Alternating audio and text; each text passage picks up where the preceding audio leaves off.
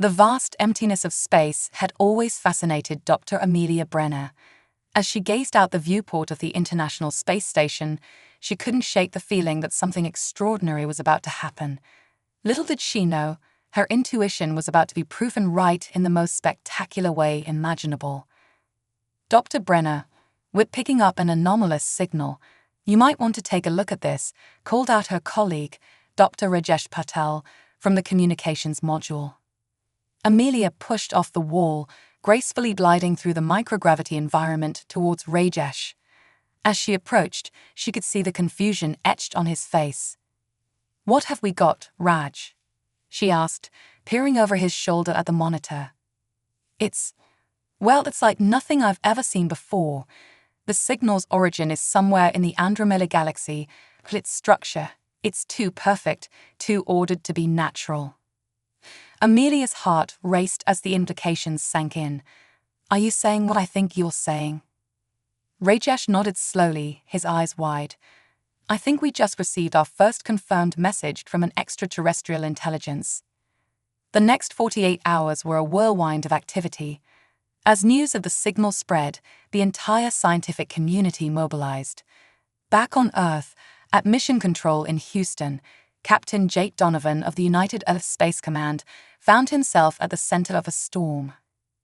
"People, I need answers," he barked, his steely gaze sweeping across the room filled with the world's brightest minds. "What does the message say? Where exactly is it coming from? And most importantly, are they friendly?" Dr. Elena Rodriguez, the lead xenolinguist, stepped forward. "Captain, we've made some progress decoding the message. It appears to be an invitation." Jake raised an eyebrow. "An invitation? To what?" "To join them," Elena replied, her voice filled with awe. "They're calling themselves the Zarkai, and they're inviting a human delegation to their homeworld." The room erupted in excited chatter, but Jake remained focused. "And how do we know this isn't a trap?" Dr. Brenner's voice came through the speakers, patched in from the ISS. "Captain, the signal contains detailed schematics for a faster-than-light drive. They're giving us the means to reach them. If they meant us harm, why share such advanced technology?" Jake nodded thoughtfully. It was a fair point, but the safety of Earth had to be his primary concern. "All right, let's say we accept this invitation. How long would it take us to build this? What are we calling it?" The Zarkai referred to it as a fold drive, sir, Elena supplied. "Right, this fold drive. How long?" Dr. Yuki Tanaka, the head engineer, consulted her tablet. "With the schematics provided and global cooperation, we could have a prototype ready in 6 months." Jake whistled low. 6 months to overcome the light speed barrier. Unbelievable. As the meeting continued, plans were set in motion. The next half year saw unprecedented cooperation between nations as resources were pooled to construct humanity's first interstellar vessel. The ship, christened the UES Odyssey, was a marvel of human engineering enhanced by alien knowledge. On the day of the launch, Jake stood before his hand-picked crew in the Odyssey's briefing room. Dr. Brenner, Dr. Rodriguez, and a team of Earth's finest soldiers and scientists looked back at him, a mix of excitement and apprehension on their faces. "I won't sugarcoat this," Jake began, his voice firm. "We're about to embark on the most important mission in human history. We don't know what awaits us out there, but we go as representatives of Earth. Our actions will shape the future of our species." He paused, looking each crew member in the eye. "The Zarkai have given us an incredible opportunity, but we must remain vigilant. Our primary objectives are to establish peaceful contact, learn what we can about their civilization, and assess any potential threats to Earth. Are there any questions?" The room remained silent, the weight of responsibility settling on each of them. Jake nodded, satisfied. "All right then, let's make history." As the Odyssey prepared for launch, tensions ran high. The fold drive, still not fully understood by human scientists, hummed with otherworldly energy. Dr. Brenner monitored the readings from her station on the bridge, her fingers dancing across the holographic displays. Full drive is stable, Captain, she reported. We're ready to initiate on your command. Jake took a deep breath, his hand hovering over the launch control. This was it, the moment that would change everything. Initiating fold sequence in 3, 2, 1. The Odyssey shuddered as reality itself seemed to bend around them. Stars streaked past in impossible colors, and for a brief, terrifying moment, the entire crew felt as if they were being turned inside out. And then, as suddenly as it began, it was over. Status report, Jake called out, shaking off the disorientation. We've done it, Captain, Amelia said, her voice filled with wonder. We're in the Andromeda Galaxy, and there's something massive on our sensors. As the viewscreen flickered to life, the crew of the Odyssey got their first glimpse of the Zarkai homeworld. A planet of shimmering crystal and swirling energy fields hung before them, surrounded by structures that defied human understanding. And there, moving to intercept them, was a ship that dwarfed the Odyssey in both size and apparent sophistication. This is it, Jake said, straightening his uniform. First contact. Let's hope we make a good impression. As the alien vessel drew near, humanity stood on the brink of a new era. The true nature of the Zarkai, their intentions, and the challenges that lay ahead remained to be seen. But one thing was certain, the universe had just become a much larger, more wondrous, and potentially more dangerous place. As the Odyssey approached the massive Zarkai vessel, an eerie silence fell over the bridge. Captain Jake Donovan stood tall, his eyes fixed on the viewscreen, watching as intricate patterns of light danced across the alien ship's hull.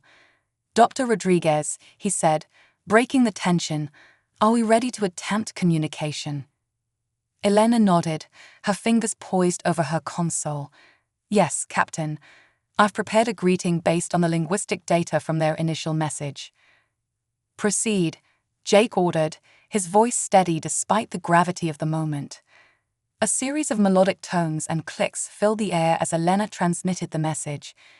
Seconds stretched into minutes as they waited for a response.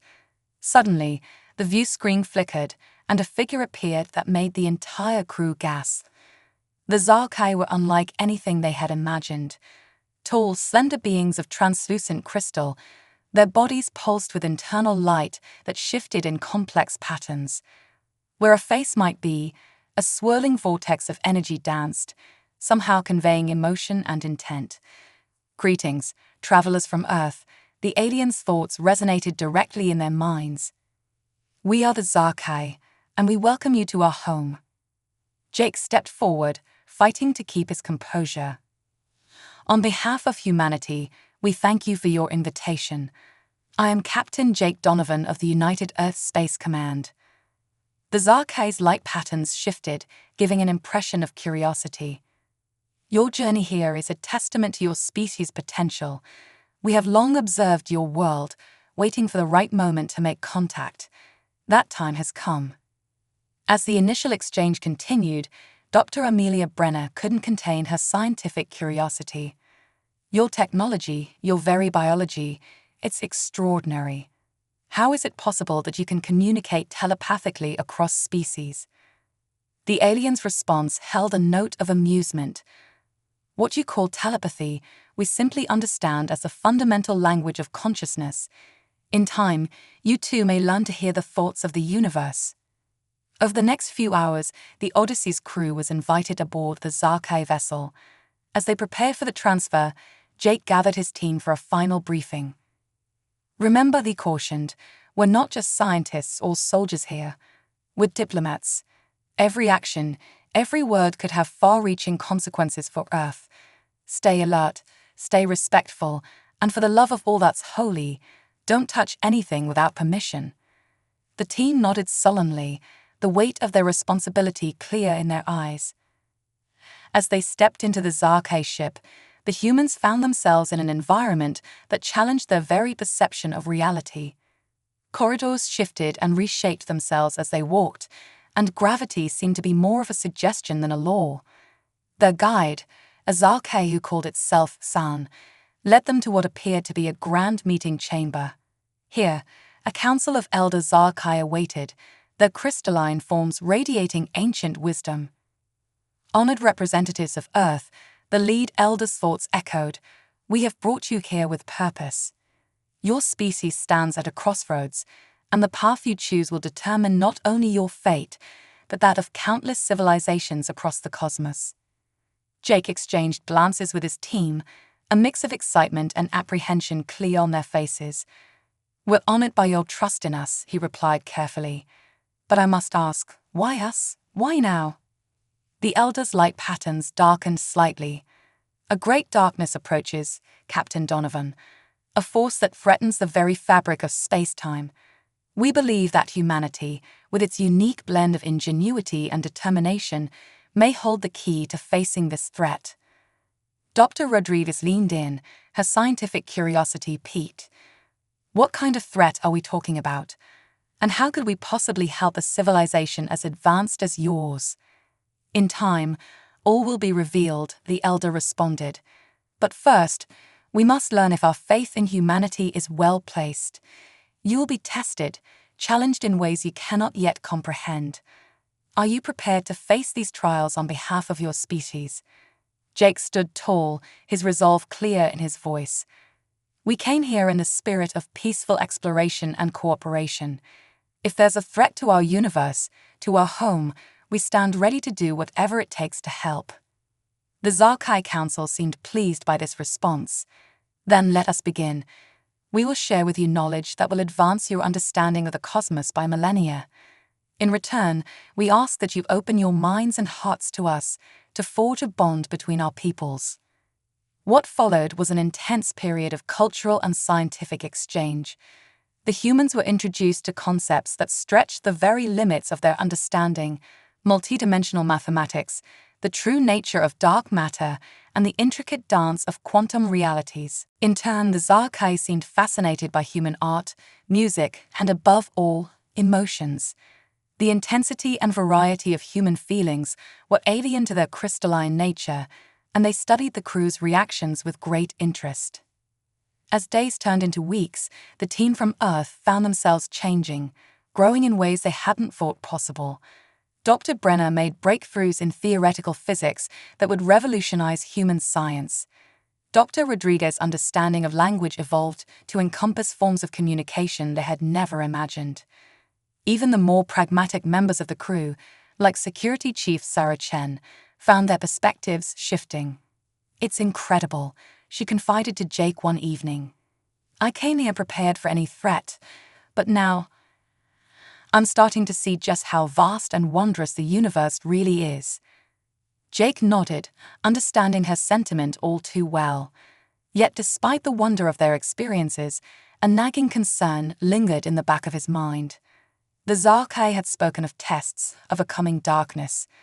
As amazing as this cultural exchange was, he couldn't shake the feeling that it was just the calm before a storm. His suspicions were confirmed when Sound approached him with an urgent message. "Captain Donovan, the Council requests your presence. It is time for you to learn the true purpose of your coming here." As Jake followed Sound to the Council chamber, he steeled himself for what was to come. Whatever challenges lay ahead, he and his crew would face them head-on. The fate of Earth, and perhaps the entire universe, depended on it. As Captain Jake Donovan entered the Zarkai Council chamber, he felt the weight of expectation pressing down on him. The crystalline beings seemed more agitated than usual, their internal lights pulsing with an urgency he hadn't seen before. "Captain," the lead elder's thoughts resonated, "we have monitored your progress closely. Your species' ability to adapt and learn is remarkable. Now, we must accelerate our plans." Jake straightened, his curiosity piqued. "What exactly did you have in mind?" In response, the chamber around them shimmered and transformed. Suddenly, they were surrounded by a three-dimensional display of the galaxy, stars and planets, swirling around them in breathtaking detail. "Behold," the elder continued, "the true scope of the threat we face." As they watched, a dark void began to spread across the galactic map, consuming stars and worlds in its path. Jake felt a chill run down his spine as he realized the implications. What is that?" he asked, his voice barely above a whisper. We call it the void, San explained, joining them. A force of pure entropy, threatening to unravel the very fabric of our reality. Our most advanced simulations show it reaching Earth within a century. Jake's mind raced. A century. That's not much time on a cosmic scale. How do we stop it? The Elder's light patterns shifted in what Jake had come to recognize as a sign of approval. That, Captain, is where humanity comes in. We believe the key lies in the unique properties of your consciousness. Over the next few hours, Jake was introduced to concepts that pushed the boundaries of his understanding. The Zarkai explained their theory that human consciousness, with its capacity for imagination and emotional resonance, could be harnessed to create a barrier against the void. But we lack the biological framework to fully utilize his power, San added. That's why we need you. Jake nodded slowly, the enormity of the situation sinking in. I'll need to discuss this with my team. If we're going to save the universe, we'll need all hands on deck. Back on the Odyssey, Jake gathered his crew for an emergency briefing. As he explained the situation, he could see the mix of fear and determination on their faces. Dr. Amelia Brenner was the first to speak up. Captain, if what the Zarkai are saying is true, we're talking about revolutionizing our understanding of consciousness itself. The scientific implications alone are staggering. Dr. Elena Rodriguez nodded in agreement. Not to mention the philosophical and ethical considerations. We're essentially being asked to weaponize human consciousness. Security Chief Sarah Chen, ever practical, cut to the chase. With all due respect, doctors, philosophy won't matter much if this void thing wipes us out. I say we do whatever it takes. Jake held up a hand, silencing the brewing debate. I understand everyone's concerns, but right now we need solutions. Dr. Brenner, Dr. Rodriguez, I want you working with the Zarkai science team. Figure out how we can make this consciousness barrier a reality. As the team dispersed to their tasks, Jake couldn't help but feel a sense of pride. Despite the overwhelming nature of their mission, his crew was rising to the challenge. Over the next few weeks, the Odyssey became a hub of frenetic activity. The Zarkai shared technologies beyond human imagination, and the Earth team worked tirelessly to adapt them for their needs. Dr. Brenner made a breakthrough in quantum entanglement that allowed for instantaneous communication across vast distances. Think of it as a galactic internet, she explained excitedly. We can coordinate our efforts across entire star systems. Dr. Rodriguez, meanwhile, developed a neural interface that allowed humans to interact more directly with Zarkai technology.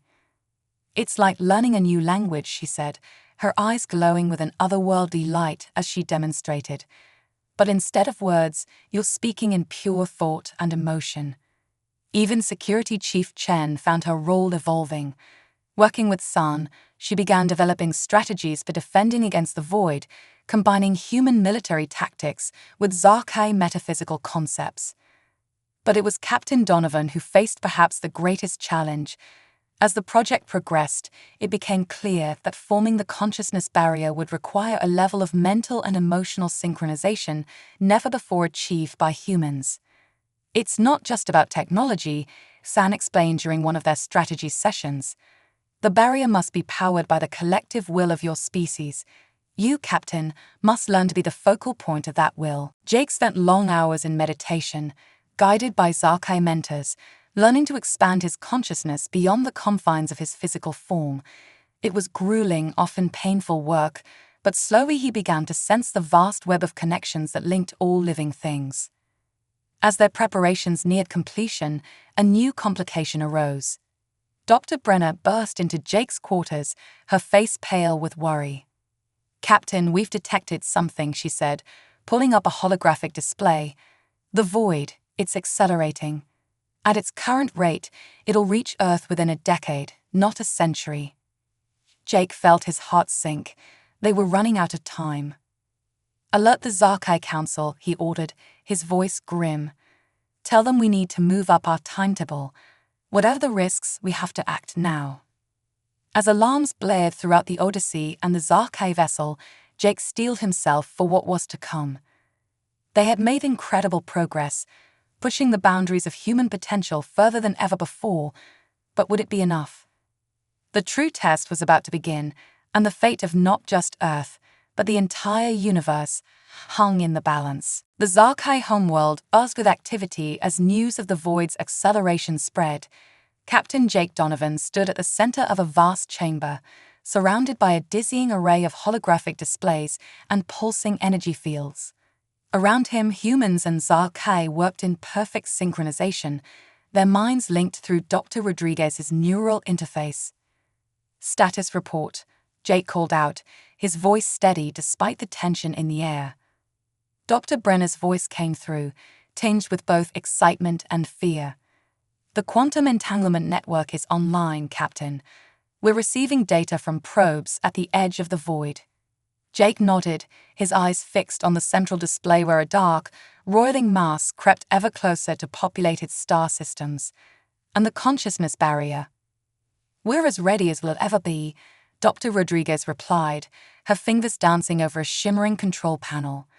"But Jake, we've never attempted anything on this scale before. The strain on the human participants." "I know the risks, Elena," Jake cut in, his tone softening. "Everyone here does. But we're out of options and out of time." At that moment, sound glided into the chamber, its crystalline form pulsing with urgent patterns. "Captain Donovan, we've received reports from our outer colonies. The void, it's not just consuming matter and energy. It's adapting." A hush fell over the chamber as the implications sank in.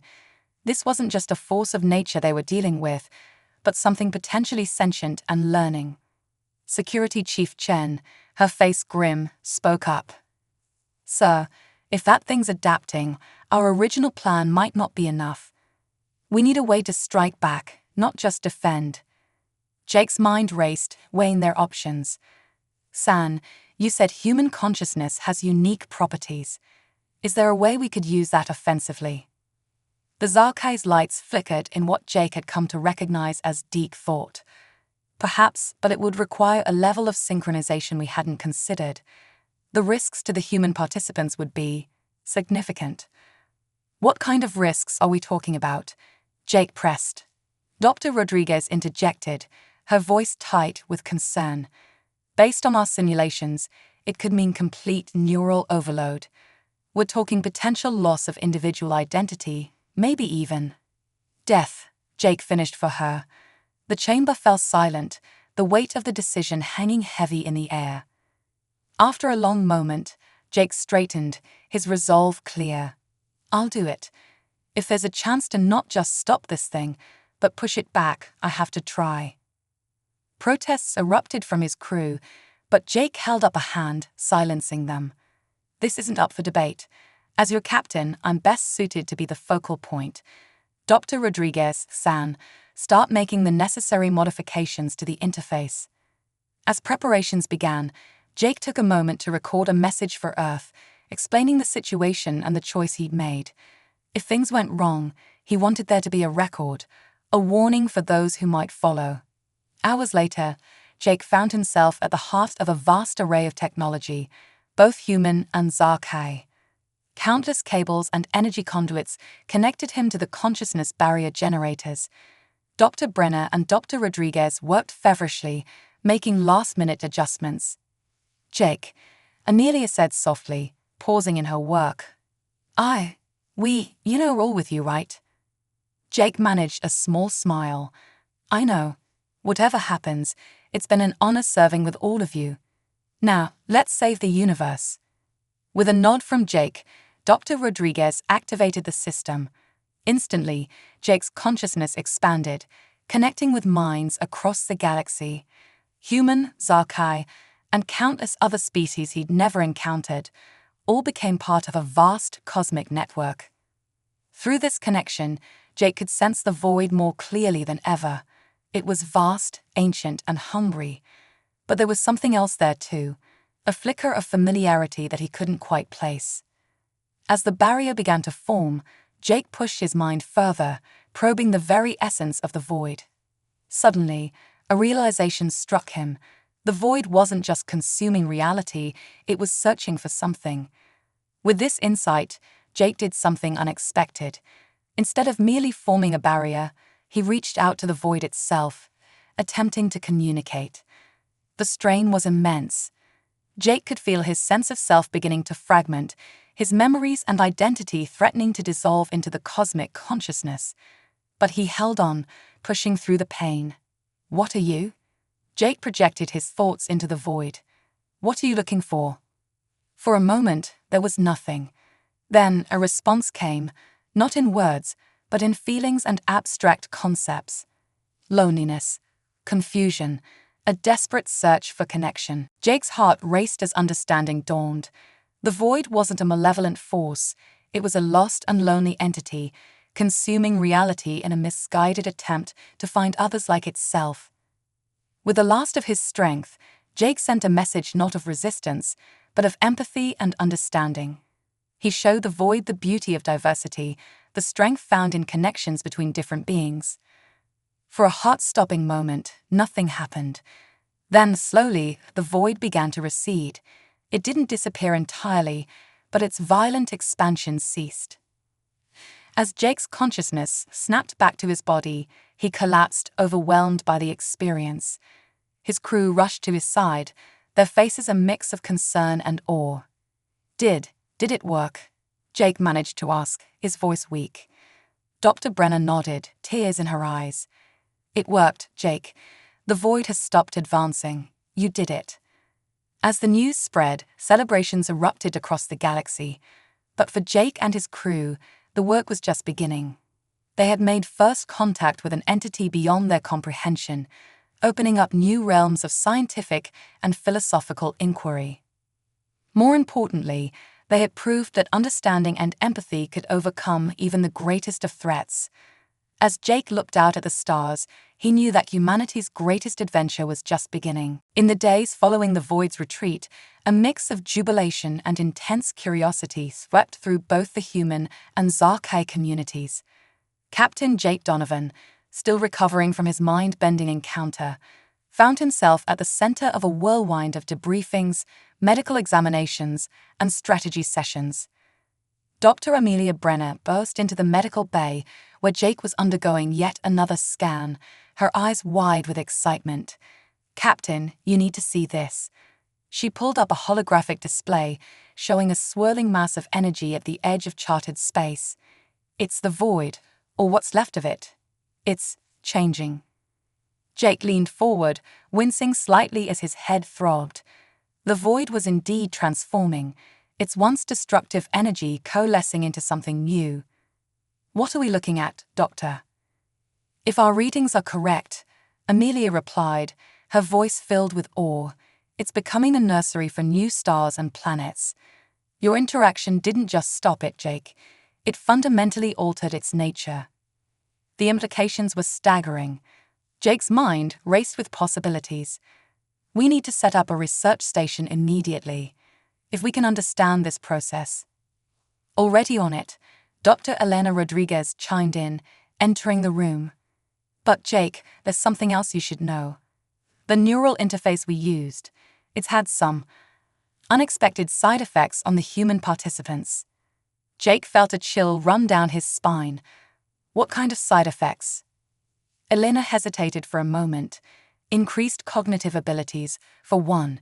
Enhanced intuition, faster information processing. And in some cases, like yours, residual telepathic abilities." As if to demonstrate, Jake suddenly became aware of the swirling thoughts and emotions of those around him. He closed his eyes, concentrating on shutting out the mental noise. "We need to keep this under wraps for now. The implications for Earth."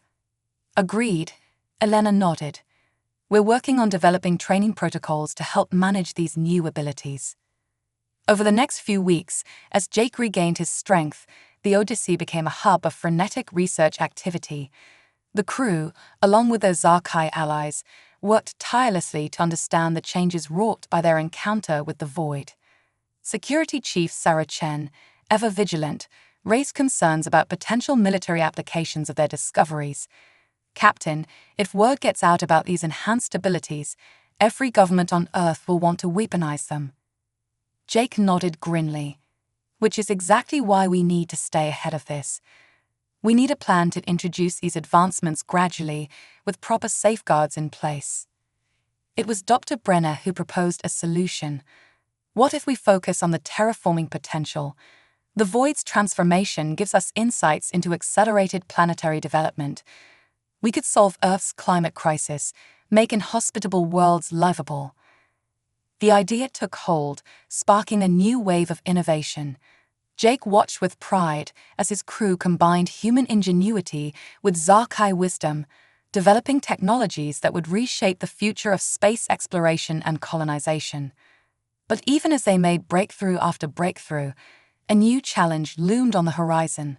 The Zarkai Council requested an urgent meeting with Jake and his senior staff.